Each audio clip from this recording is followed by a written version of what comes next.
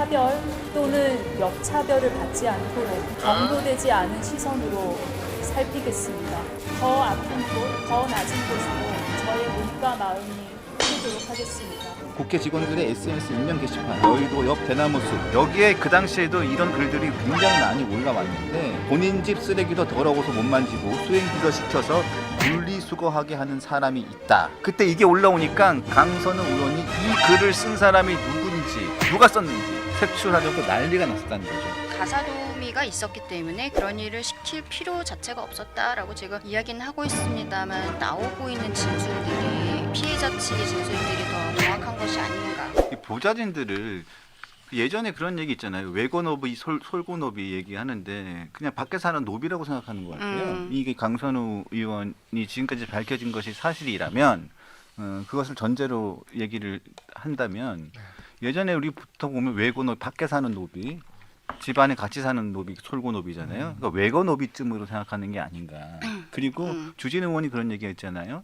보좌진들을 티슈 뽑아 쓰듯 쓴다고 하는데 진짜로 물티슈 정도로 생각하는 게 아닌가 싶어요. 이거 굉장히 위선적이고 굉장히 사람에 대한 인간적인 기본적인 예의가 없는 거예요.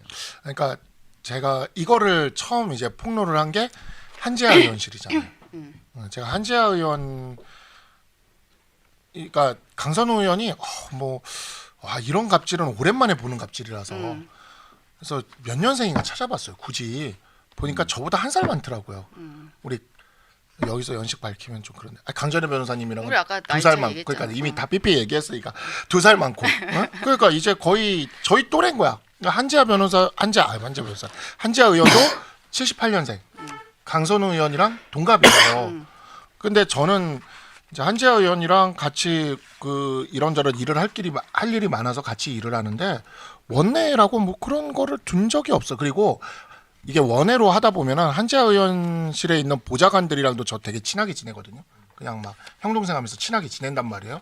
우리 그냥 되게 편한 어떤 동료로서 같은 정당의 동료로서 그렇게 지내면서 이렇게 하는데, 그래서 내가 뭐 그런 갑질이라는 거 그런 거 옛날에 있었다 하지만 우리 세대가 주류가 이제 되어가기 시작하면 사라지겠구나라는 생각이 좀 들었어요.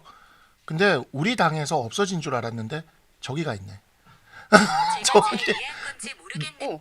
뭐 하시는 몰라요. 뭘 이해를 못했다는 건지 모르겠는데 지난주에는 갑자기 평창에 가는 내비 안내를 시작하더니 요즘 기계들이 자, 그래서 강선우 의원의 지금 보좌진 갑질과 관련해 가지고 여러 가지 좀 사안들이 있는데, 자, 그 논란이 된 사안들은 조금 이따 다시 한번 정리를 하는데, 저는 더 충격적인 게 이 김병기 원내대표, 지금 당 대표가 없으니까 당 대표 권한 대행 겸해서 원내대표를 그렇죠. 같이 하고 있죠. 근데 이 김병기 원내대표의 반응이 저는 더 충격적이었습니다. 어제 기자들이 물어봤어요. 자, 이 부분에 대해서 어떻게 생각을 하느냐. 김선우 의원에 관련된 김선우 여가부 장관 후보자와 관련된 강선우 관련된 보도를 나온 거 보셨느냐. 논란이 있는데 청문회 끝까지 가느냐라고 물어보니까 무조건 간다. 나는 어제 이거 제가 지금 읽어드리는 내용은 김병기 민주당 당대표 권한 대행 겸 원내대표, 지금 현재 민주당의 1인자입니다. 그 분의 이야기를 제가 대신 읽어드리는 겁니다. 자, 나는 어제 그 보도 보고 진짜 기가 찼어. 언론이면 명예를 다 훼손해도 되는 거야? 그게 기사거리가 되는 건가? 고장난 변기 터진 거 직접 치우라고 한 거야? 그거 아니라 지역 보좌관에게 물어봤다는 거잖아. 근데 그게 내가 수행팀장이 이 지역 살아서 그 공구 말이야, 어디에서 사야 하는지 물어보는 거랑 똑같은 거잖아. 지역 보좌관한테 그것도 못 물어봐? 그냥 자문 구한 거잖아. 그러니까 기자가 또 물어봅니다. 아니, 녹취랑 사진이랑 SBS에서 다 공개를 했고 더 있다던데요? 그러니까 그래? 그러면 다 하라고 해. 더 해보라고 해. 이렇게 김병기가 얘기하고요. 그런 다음에 이렇게 얘기를 합니다. 내가 보기에는 그 강선우 의원 그 당시에 보좌진이 더 이상한 거 아니야? 그렇게 볼 수 있는 거 아니야? 이렇게 얘기를 합니다. 근데 이럴 수밖에 없는 게 보좌진들을 집에 들락날락 시키면서 갑질을 한 거는 또 우리 대통령께서 이미 하시지 않았습니까? 냉장고 안에 과일이 그렇네요. 신선한. 이래갖고 제가 아까 뉴 노멀이네요. 뭐 집에 그런 거예요. 세탁하고 뭐 이런 것들이 이미 집에 왔다 갔다 하는 것들 시키지 않았다라는 거 아니에요. 똑같은 거거든. 그러니까 그러니까 지금 그 기상캐스터 문제 끝까지 입국탓하고 있는 모 방송국이 생각나네요. 제가 잠시 제가 잠시 몸 담았다가 면벽하게 한 1년 반 동안 시키고 뭐 했던 그 방송국 말씀이시죠? 네.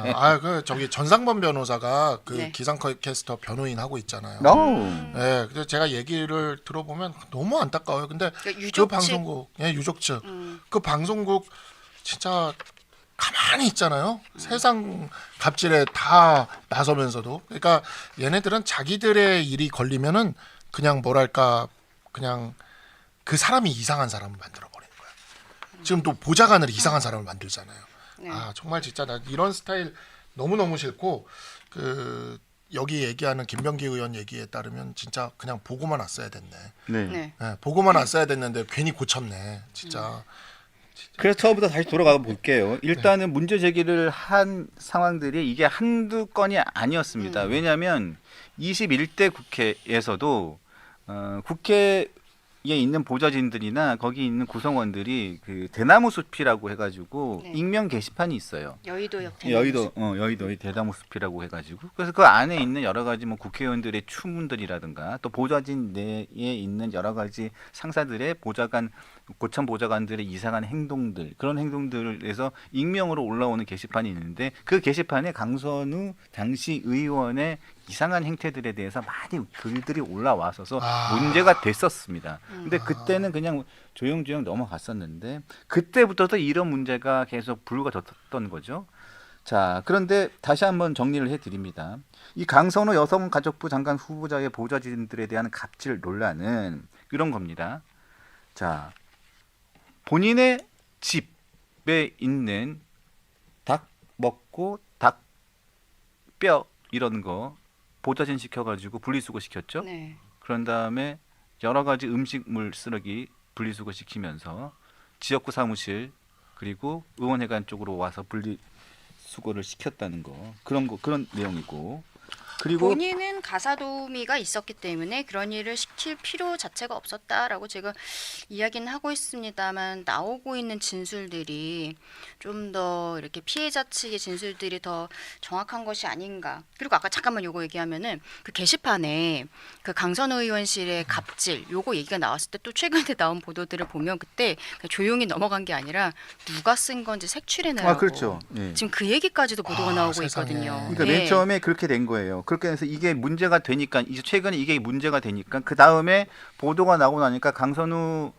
장관 후보자가 해명을 합니다. 뭐라고 해명을 했냐면 그게 말이 안 된다. 왜냐하면 수리를 부탁한 게 아니고 그 당시에는 가사 도우미가 있었기 때문에 그런 일을 시킬 리가 없고 시키지도 않았다. 단지 그냥 그때 물이 샜기 때문에 잠깐만 가서 보고 와달라는 것밖에 없었다는 거예요. 왜냐하면 가사 도우미가 있었기 때문에. 하지만 그 당시에는 가사 도우미가 없었다는 거고 가사 도우미가 없었다는 거예요. 그러니까 말이 안 받는 거. 해명 자체가 거짓말이었다는 거고. 그리고 금방 말씀하신 것처럼 그 당시에 국회 직원들의 SNS 익명 게시판 아까 말씀드렸던 여의도 옆 대나무 숲 여기에 그 당시에도 이런 글들이 굉장히 많이 올라왔는데 본인 집 쓰레기도 더러워서 못 만지고 그 당시의 글입니다. 여의도 옆 대나무 숲에 뭐라고 올라왔냐면 본인 집 쓰레기도 더러워서 못 만지고 수행 비서 시켜서 분리수거하게 하는 사람이 있다. 그러면서 그 내용들이 쭉 올라옵니다. 그때 이게 올라오니까 강선우 당시 의원이죠. 강선우 의원이 이 글을 쓴 사람이 누군지 본인 방에 있다가 나간 사람이 그 당시만 해도 수십 명이 되지 않았겠습니까? 그 사람을 색출하려고 엄청나게 이 사람 누가 썼는지 색출하려고 난리가 났었다는 거죠. 정말 지금도 민주당을 지지하는 수많은 4050 40대 평범한 가정에서는 음식물 쓰레기 버리기와 분리수거하기로 부부싸움을 매일매일 하고 있는데 저도 너무 힘들어요. 네. 사실 그게 얼마나 부부간에 정말 그 오랜 다툼의 여지에 있는 정말 그 내밀한 영역인데 이 부부는 그런 거 하나 없었겠네요. 자, 그런데 저는 더 웃긴 게 그런 겁니다. 보십시오. 자, 이렇게 이상한 갑질, 말도 안 되는 본인도 만지기 힘든, 그러니까 만지기 싫은 음식 쓰레기를 자기 몸종입니까? 보좌진들이? 본인 산업이에요? 그렇게 그런 걸 시켜놓고 난 다음에 또 그게 문제가 되니까 누가 이런 걸 썼는지 색출하려고 했었죠. 자, 그런데 이런 사람을 여성가족부 장관 후보자로 이 정권은 발탁을 했어요. 자, 그런데 발탁의 배경이 무엇인지 강훈식 대통령 비서실장이 나와서 이 강선우 여성가족부 장관 후보자는 이런 훌륭한 면이 있고 이런 부분들이 아주 뛰어나기 때문에 여성가족 후보자로 아주 적임자라고 아주 당당하게 이야기를 합니다. 자, 어떤 면이 그렇게 뛰어나가지고 여성가족 후보자의 적임자라고 강훈식 대통령 비서실장이 이재명 대통령을 대신해서 이야기하는지 한번 들어봤으면 좋겠는데요. 준비가 되셨죠? 네?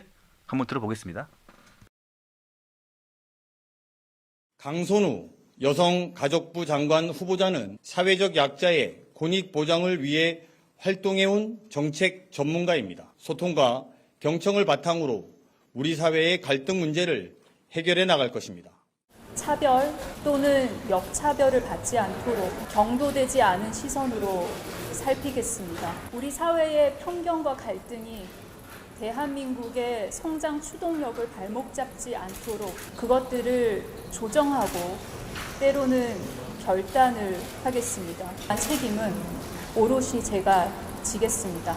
더 아픈 곳, 더 낮은 곳으로 저의 몸과 마음이 흐르도록 하겠습니다. 국민께서 들려주시는 이야기를 더 낮은 무릎으로 그리고 자, 이재명 대통령을 대신해서 강훈식 대통령 비서실장이 이렇게 얘기했어요. 강선우 여성가족부 장관 후보자는 사회적 약자의 권익 보장을 위해 활동해온 정책 전문가입니다. 소통과 경청을 바탕으로 우리 사회의 갈등 문제를 해결해 나갈 것입니다. 그러니까 이게 뭔 얘기입니까? 사회적 약자의 권익 보장? 닭뼈랑 만두 쓰레기 분리수거 보좌진한테 시키는 게 사회적 약자의 권익 보장입니까? 이게 뭔 말이에요, 도대체? 그러니까요. 정말 저는 강선우 후보자도 후보자인데 최근에 또 요즘 그 민주당의 우당인 진보당에서 네. 또 문제가 있었지 않습니까? 저는 그 단어 처음 들어봤어요. 생활비서.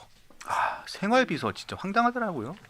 나 진짜 정말 듣다 생활비서 그 모택동이 생활비서를 그렇게 뒀다면서요? 생활비서.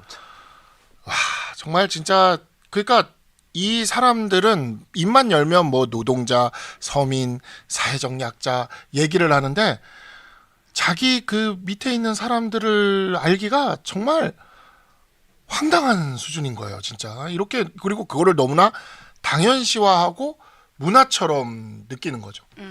그러니까 생활비서 가지고 싸웠다면서요, 또? 난 생활비서라는 단어를 정말 듣도 보도 못해서 생활비서가 뭐야 도대체 하면서 정말 진짜 깜짝 놀랐고 김병기 의원은 어땠는지 모르겠어요. 저는 저는 예전에 장교였잖아요.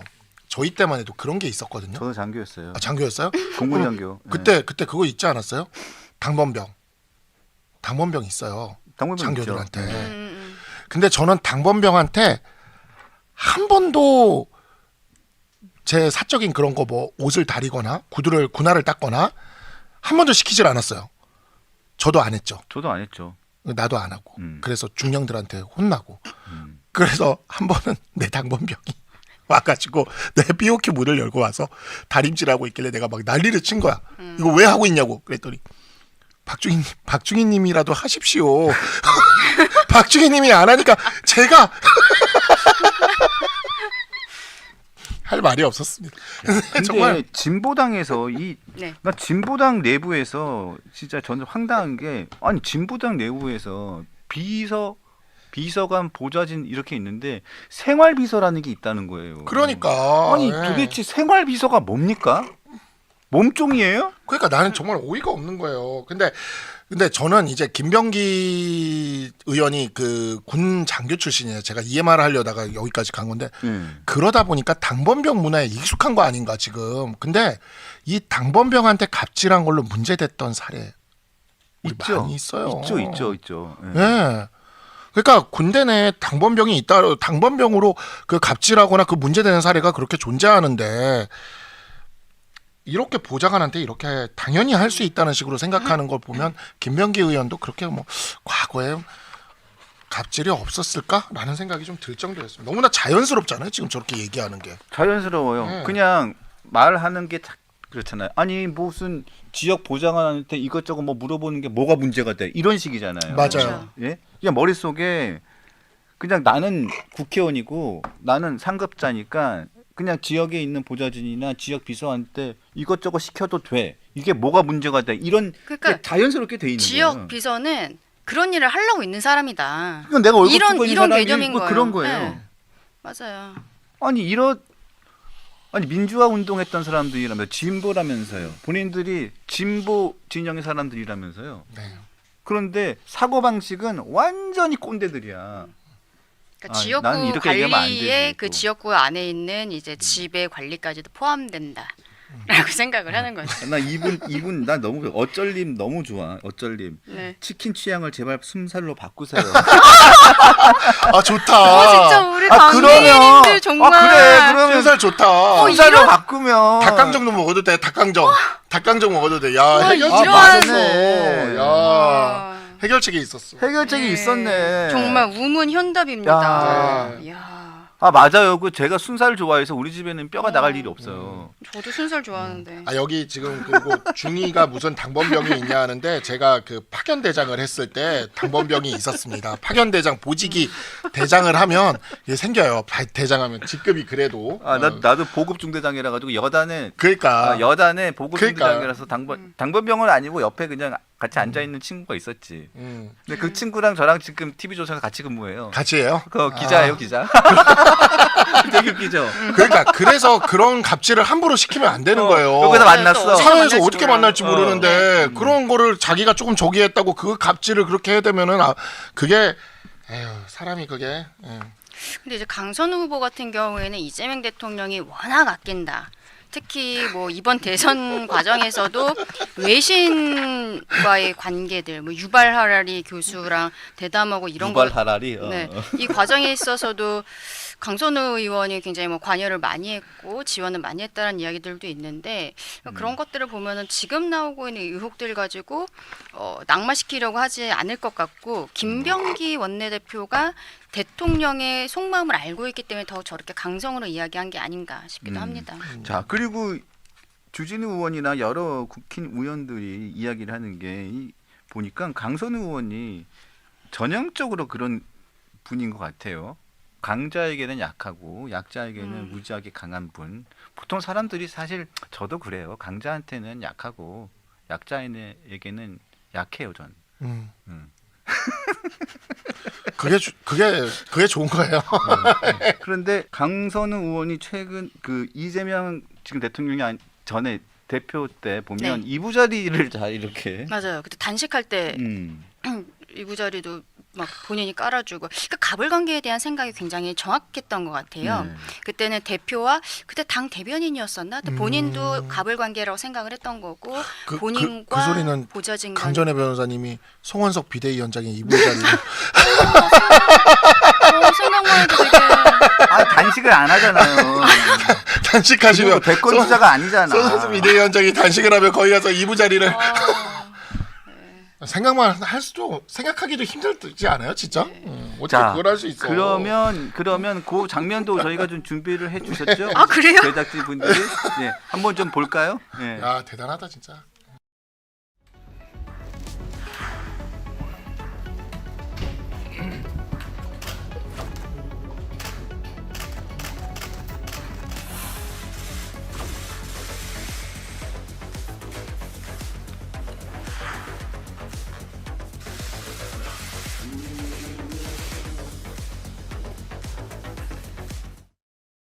저렇게 하면 배지를 다는 거네요. 그죠? 아니, 근데 그러니까- 저 때는 이미 사실 배지 달았을 때예요. 아, 저렇게 이재명 본인 당의 지도자고 대표고 또 뭐 네. 단식 중이고 하니까 솔직히 저 자체를 욕할 수는 없어요. 사실 저는 그거 뭐 다 100번 양보해서 그럴 수는 있는데 문제는 뭐냐면 당 대표한테는 저렇게 지극정성으로 저렇게 하면서 정작 아껴야 할 본인과 함께 같이 일을 하고 있는 본인의 보좌진들, 진짜 본인이 더 아끼고 보다듬고 함께 해야 할 그렇죠. 동료들을 팀이죠, 팀. 진짜 무슨 몸종 부리듯이 그러니까. 한다는 게 그게 네. 위선이라는 거예요. 아, 근데 그게 저는 위선이라는 거야. 우리 차장님은 이제 좋은 분이시니까 저 단식에 대해서는 뭐라 하지 않겠다고 하셨지만 저는 저 단식도 진짜 동의할 수가 없었거든요. 저거 갑자기 자기 그 영장 그 들어온다니까 갑작스럽게 후쿠시마 얘기하면서 그 들어누웠었던 그때 아니겠어요. 맞아. 맞아요. 그렇죠. 이유가 없거든. 단식을 할 이유가 없거든. 저러다가 그 병원 갔는데 그 링거가 갑자기 그 하얀색이었잖아요. 우유빛. 투명한 우리 박은식 위원장이 그거를 아주 정확하게 그때 지적했잖아요. 저 단식 과정이에요. 그게 네. 거기에서 이제 이부자리 이렇게 펴주고 있었던 거죠. 아유, 그래도 뭐합니까? 그럼 뭐합니까? 저런 과정을 다 거쳐서 지금 결국은 대통령이 됐잖아요. 그쵸. 그러고 보면 진짜 강선우 의원도 재선을 했죠. 아휴, 아 근데 후쿠시마 오염수 그 난리를 치던 분들 지금 예성강 핵폐수에 대해서는 아무 말도 안 해요. 왜 뭐 하고 있는지 모르겠어요, 진짜. 예. 그리고 또 요즘에 이렇게 저렇게 논란이 되다 보니까 이제 별의별 논란이 다 나옵니다. 보면 이분이 부자신가 봐요. 강선우 후보자가 부자신가 남편이 봐요. 심지어 변호사인데 건물도 직접 지으시잖아요. 네, 부자신가 봐요. 맥가이버랑 결혼하셨어요. 부자신가 봐요. 보니까 이게 이 고위공직자들 특히 국회의원들 고위공직자잖아요. 그런데 보면 500만 원 이상에 대한 뭐 물품들, 그 뭐 이런 거 명품 이런 거 500만 원 이상의 금 및 보석류는 다 신고를 하게 되어 그래 있습니다. 맞아요. 예. 그런데 이 까르띠에라는 시계가 굉장히 비싼 모양이죠. 전 까르띠에라는 시계를 차본 적이 없고, 전 시계를 못 차요. 이게 금속 알러지가 있어가지고 시계를 저랑 똑같네. 저도 안 시계를 차. 차본 네. 적이 없어요. 그러니까 아예 저는 언감생심이라고 하죠. 네. 아예 가질 수 없는 물건에 대해서는 아예 그냥 포기를 해버리니까 시계를 나는 못 차. 나는 금속 알러지야라고 전 세뇌를 해버렸어요. 그래서 아예 시계를 안 차고 다니는데, 그러니까 시계에 관심이 없어져 버렸죠. 근데 모르띠에, 그러니까 까르띠에 이 시계가 보니까 한 2천만 원 좀 안 되나 봐요. 1,800만 원이 넘는 시계인데 이걸 인사청문 요청안에 이게 재산 신고해야 되잖아요. 네. 근데 얼마 전까지 지난 3일까지 차고 다니는 걸 국회에서 사진이 찍혔더라고요. 영상에서 찍히고. 근데 신고를 안 했어요. 협찬 받은 건가요? 신고를 안 했어요. 신고를 안 했는데, 신고를 안 했는데, 근데 물어봤더니 500만 원이 안 된대요. 아니지. 근데 500만 원이 금세 그렇게 가격이 떨어지나? 나도 좀 그럼 그 시계 좀 사고 싶네. 아니면 그런 거 아닐까요? 중고 가격으로 했을 때 500만 원 정도다 뭐 막 이렇게. 아니, 그런 거 아니에요. 그렇게 아니라 이런 취득가로 명품 해야 돼요. 시계는 아무리 중고 가격이 더 올라가요. 그러니까요. 여러 가지 아니, 좀 우리도 이상한데? 우리 그 출마할 때 보면은 다 네. 취득가로 해가지고 그래서 나 막 예물 막 이런 것들이 있던 것들도 다 신고했어요 저는. 네, 그거 다 신고해야 돼 그거. 그래가지고 취득가로 해가지고. 저도 이- 예전에 한번 뭐 어디 기관 때문에 재산 신고를 해본 적이 있는데 동산도 다 신고를 해야 돼 갖고. 그러니까요. 뭐 자동차뿐만이 아니라 네. 저도 뭐 갖고 있는 거 몇 가지 좀 신고한 게 있었거든요. 좀 있어요? 아, 없어요. 여기 있나 근데 본데. 500만 원 이상 좀 그림 있네. 갖고 있는 게 있어. 그림이 있어요? 네, 그래갖고 이제 그거는 신고를 해야겠다. 왜냐면 옛날에 SNS에도 이미 막 올리고 막 이런 적이 있어요. 아니 저는 이런 뭐 걸 이수근, 뭐 박수근 뭐 이런 그림이에요? 이수근이. 이수근, 박수근, 뭐 그런 그림이에요? 아, 근데 이게 그 뭐지? 저는 진짜 주류가 바뀌었다고 뭐 에드워드 느끼는 호프 게. 뭐 이런 그림이에요? 아, 그러니까 주류가 바뀌었다고 느끼는 게 명품도 그렇고 갑질도 그렇고 네. 옛날에는 약간 보수 쪽에서 이런 게 문제가 되는 거 요즘은 부자들도 그렇고 갑질하는 사람들도 그렇고 민주당에 다 있는 거예요. 제일 대표적인 게 얼마 전에 유재하 변호사가 저한테 시계를 그 누구한테 선물 받았다고 하면서 자랑을 하는 거예요. 예쁘지 하면서 로만손 이렇게 써 있는 거예요. 로만손 저기 그 로만손식의 아침에 라디오 켜면 맨날 나오던 그 로만손 있잖아요. 그 국산이라더라고. 저기 개성공원 맞아, 개성공단. 개성공단 공원이 아니고 개성공단 거기에 그러니까. 진출해 있는 기업에서 네. 파는 그 생산하는 거잖아요. 로만손. 그저 하여튼 네. 국산 그 중저가도 아니고 그 하여튼 그런 시계를 딱 뭐 되게 자랑하면서 이러는데 그러니까 우리 보수 정치인들은 다 지금 그렇게 하는데 까르띠에 주류가 바뀌었어요. 야, 주류가 바뀐 거예요. 주류가 이거. 바뀌었어요. 네. 그러면서 저러면서 이렇게 명품 시계 탁 차면서 그다음에 저기 그 외제 고급 자동차 타고 다니면서 자기는 진보래. 자기는 진보고 그러니까 그리고 그때 애들은 다 외국 유학 보내고 맞아요. 그다음에 탁탁탁 보내고 난 다음에 자기는 진보야. 그리고 자 여러분들 교육 정책 다 해야 됩니다. 그리고 자기 애들은 자사고 보내고 외국 유학 보내. 그리고 정책은 자사고 폐지입니다. 아니 근데 민주당 쪽은 진짜 특이하게 재산 신고 내역과 생활 수준이 굉장히 차이가 많이 나는 게 우리 김민석 후보자 청문회 때도 뭐 이혼한 전처가 키웠다고는 하지만 아들한테 돈 너무 많이 들어갔잖아요. 뭐 국제고 다니다가 저 유학도 뭐 미국의 그 유명한 좀 사립 비싼 데로 가고 근데 예전에 뭐 임종석 실장이라든지 많은 분들이 자녀들이 재산 신고와는 달리 해외에서 굉장히 명품을 휘두르고 사는 사진들도 뭐 많이 아르바이트 했겠죠 뭐. 뭐 하긴 뭐 그렇게 생각을 해야죠. 그러니까 아르바이트 커피 마신 거 아니에요? 예? 커피 마시는 것도 일이잖아요. 몇 년 전에 제가 기억을 하기로 몇 년 전에 굉장히 풀 소유하신 스님이 문제가 아, 됐던 예. 적이 있지 않았어요? 맞아요, 네. 맞아요. 네, 풀 소유하신 예. 굉장히 그 북한산이 바라보이는 아주 좋은 곳에서 명상을 하시는 약간 민주당을 보면 그 느낌이에요. 네. 정말 풀 소유를 하면서 어쩜 그렇게 노동자 서민 약자팔이를 하는지. 그래서 제가 며칠 전에 민주당 의원 한 분하고 만나서 잠깐 점심을 먹었는데 그래서 그런 얘기를 하면서 제가 웃으면서 아니 조금 너무 이율배반적이지 않고 위선 쪽 그런 게 아닌가라고 웃으면서 얘기를 했더니 웃으면서 그러더라고요. 아니 억울하면 국민의힘에서 선거에서 이기던가.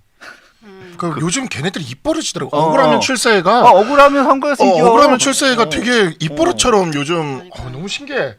억울하면 이기던가. 억울하면 돈 벌어. 이거 억울하면 돈 벌라고 국민의힘이 얘기해줘. 이러고서 그래서 저는 뭐 국민의힘 당직자가 아니고 뭐 그렇기 때문에 뭐 거기다 대놓고 뭐 할 말은 없지만 그래서 제가 오만이 하늘을 찌르고 그래서 있습니다. 제가 그 얘기는 했어요. 근데 그분한테 뭐 제가 그냥 호칭은 그냥 생략했어요. 그냥 뭐 개인적 친분 이 문제. 그런데 과유불급이라고 너무 과하면 안 돼요. 제가 그러니까 뭐 그래도 5년은 가. 이 상황에서 그 각 재판부들이 헌법재판소 결정도 나오기 전에 기회를 다 추정해 버린 게 참 안타깝다는 생각이 다시 한번 듭니다. 그래서 답답합니다. 까르띠에 시계가 1,800 몇백만 원이라고 하는데 본인은 500만 원 미만이라고 얘기를 하네요. 시계가 이렇게 뚝뚝 떨어지면 저도 한번 사보고 싶네요. 이게 좀 뭐죠? 금속 알러지가 있어서 시계를 차지는 못하지만 집에 관상용이라도 예? 강선 의원님 전화번호를 제가 모르는데 누가 알려주시면 제가 아니 그냥 저기 499만 9,999원에 사겠다고 한번 해보세요. 500만 원 이하 최고가. 네, 알겠습니다. 자 그리고 김민석 총리 후보자가 이번에 총리 인사청문회를 통해서 새로운 기준을 제시했잖아요. 그렇죠. 자 증인도 없어. 참고인도 없어. 계좌도 안 내도 돼. 그리고 돈이 비면 그 나중에 거기다 끼워 맞춰. 그런 다음에 시간만 흐르면 된다. 네. 그리고 난 청문회에서 다음에, 말씀드리겠습니다. 청문회 말씀드리고 한 다음에 시간 끌어. 네. 그리고 꼬투리 하나 잡아서 사과 안 하면 자료 안 내지. 그리고 끝. 그러니까요. 그러니까 이게 뉴 노말이에요. 자료도 안 내, 증인도 없어.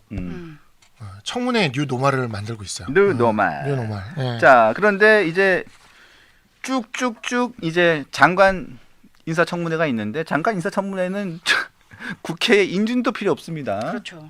뭐 사나흘 지나면 그냥 뭐 인사청문 보고서 채택 안 해도 장관이 대통령이 임명해 버리면 끝이에요.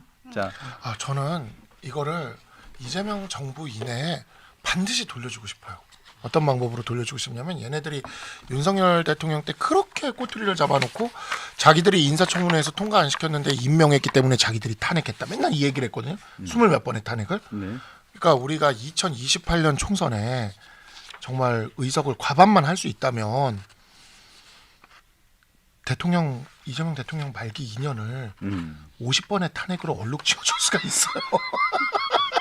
과반이요? 네, 과반만 할 수 있다면 나는 정말 정말 요즘 하는 걸 보고 있으면 그런 날이 오면 참 좋겠다. 그러니까 우리도 똑같이 하면 되잖아요. 논리 똑같이 해가지고 인사청문회에서 저기 했던 사람들 그대로 그냥 탄핵하는 겁니다. 하면서 또 탄핵하는 겁니다. 하면서 그냥 자, 해줬으면 좋겠어요. 진짜 그랬으면 좋겠습니다만 네. 국민의 입장에서는 그랬으면 좋겠죠. 그러기에는 갈 길이 매우 멉니다. 그러니까요. 네. 아직 3년 있긴 하니까. 매우 멉니다. 너무 멀어. 자, 일단은 보면 정동영 통일부 장관 후보자 자료 지금까지 현재 보도 내용을 말씀드리면 자료 제출 빵빠라빵 빵건입니다.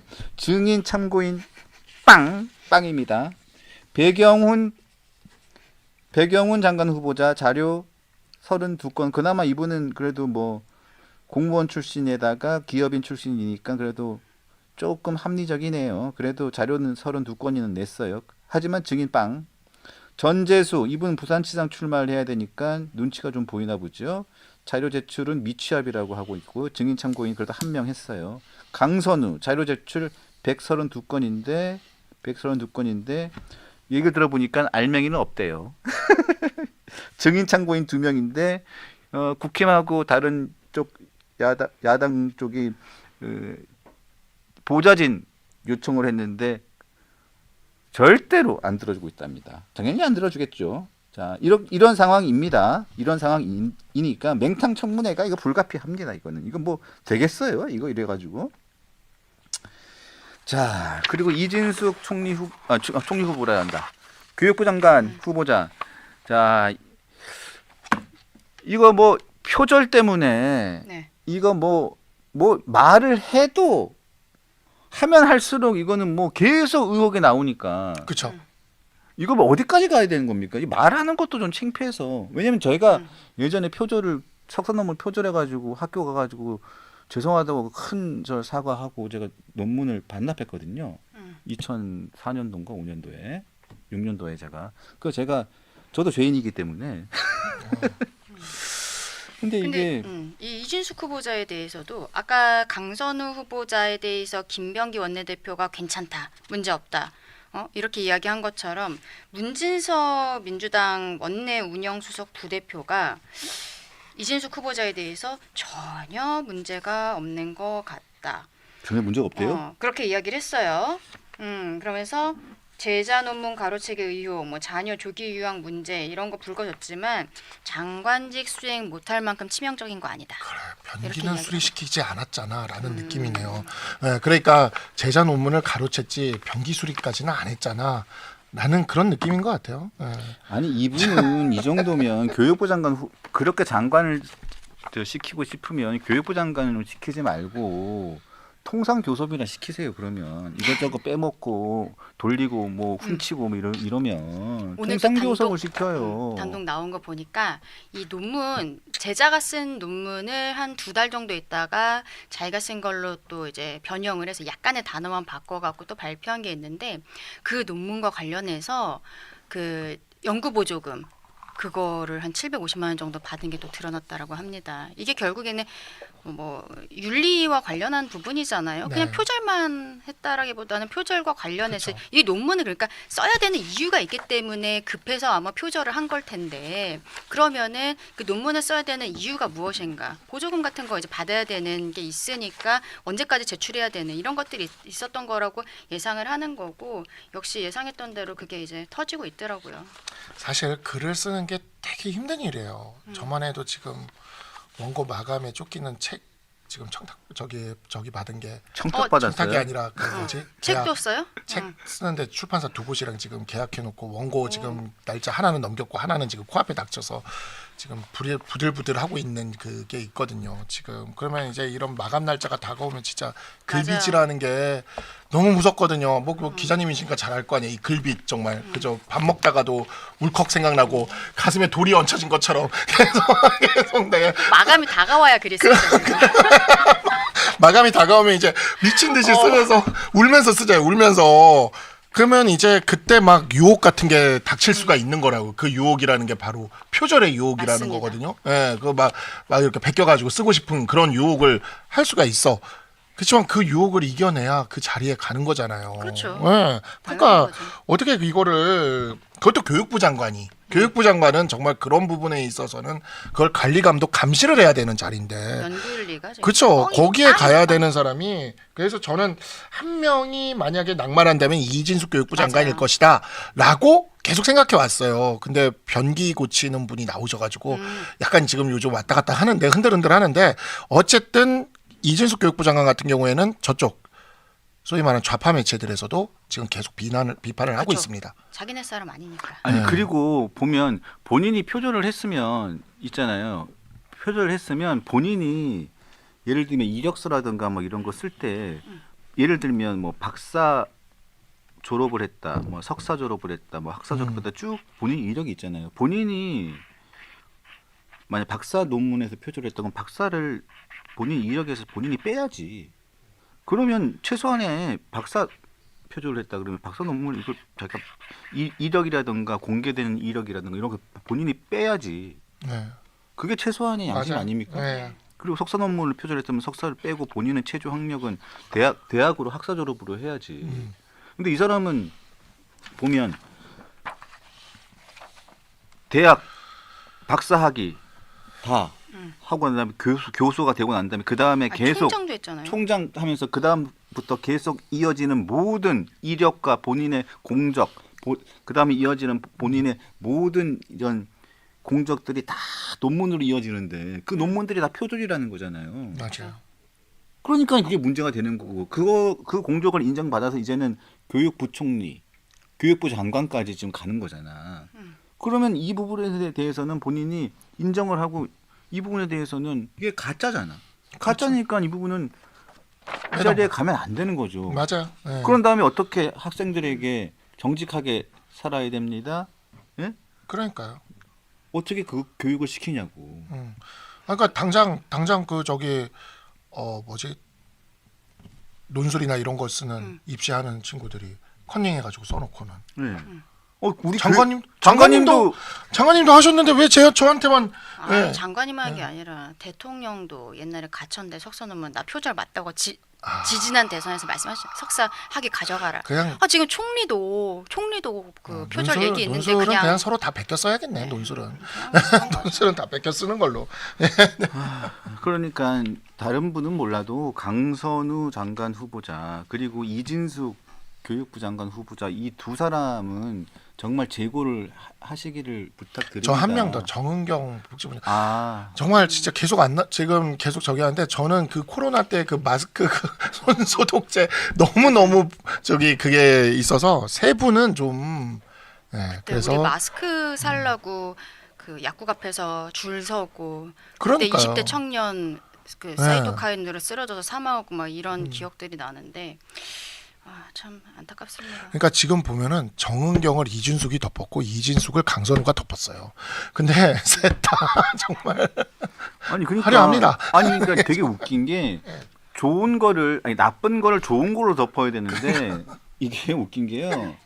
나쁜 걸 더 나쁜 게 덮고 더 나쁜 게 더 나쁜 걸 덮어. 맞아요. 이게 무슨 악화가 양화를 구축하는 것도 아니고. 그러니까요. 이게 마스크, 논문, 변기 예. 이 순서로 갔어요. 아니, 더러운 게 더 더러운 게 나오고 더러운 거 더 더러운 게 나오고 이거 희한해 보면.